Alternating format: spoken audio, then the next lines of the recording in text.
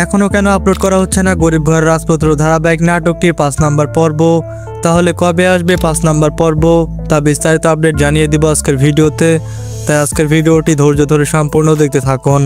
এদিকে দেখা যায় অনিকের সকল সম্পত্তিগুলো কিন্তু তার কাছের বন্ধু রাতুল, সে কিন্তু সব কিছু নিয়ে এবার পথের ভিখারি বানিয়ে দেয় এবার অনিককে, এবং অনিকের যে বাসাটা সেটা কিন্তু দখল করে নেয় তার কাছের বন্ধু রাতুল, এবং অনিককে দেখি যে থালা ধরিয়ে তাকে বাসা থেকে বের করে দেয়। তো সে কিন্তু এবার কোনো উপায় না পেয়ে সে চলে যাবে এবার বস্তিতে মেঘলার কাছে, এবং সেখানে গিয়ে পুরো ঘটনাগুলো এবার বলতে থাকবে মেঘলাকে যে আমার যত সকল সম্পত্তিগুলো এবং কোম্পানিটা বাড়িঘর যত যা কিছু সম্পত্তি ছিল সব কিছু প্রতারণা করে নিয়ে নিয়েছে আমার কাছের বন্ধু রাতুল। আর এটা শুনে কিন্তু অনেকটা এবার কষ্ট পাবে মেঘলা। তো মেঘলা এবার অনেককে সান্ত্বনা দিবে এবং বলতে থাকবে যে এগুলা নিয়ে মন খারাপ করো না, একদিন আমরা পরিশ্রম করে আবার ওই জায়গায় চলে যাব। আর এই জন্য তারা আবারও কঠোর পরিশ্রম করা শুরু করবে। তো তারা এবার নতুন একটা ব্যবসা শুরু করবে। তো সেটা আপনারা গরিব ঘরের রাজপুত্র নাটকের 5 নাম্বার পর্বে দেখতে পারবেন।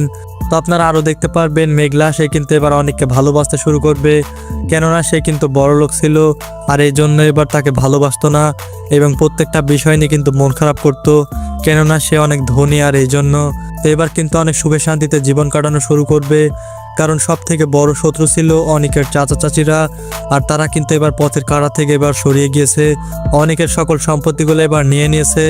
কারণ অনিকের চাচা চাচি তারা শুধু প্ল্যান করেছিল যে অনিকের সকল সম্পত্তিগুলো নিয়ে নিয়ে অনিককে বাসা থেকে বের করে দিবে, আর শেষ পর্যন্ত এবার এমনটাই হয়েছে।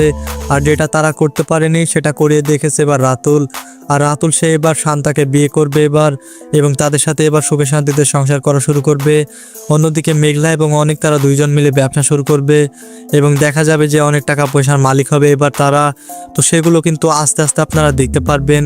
তো এখনই জানিয়ে দিব গরিব ঘরের রাজপুত্র নাটকের 5 নাম্বার পর্ব কবে আসবে।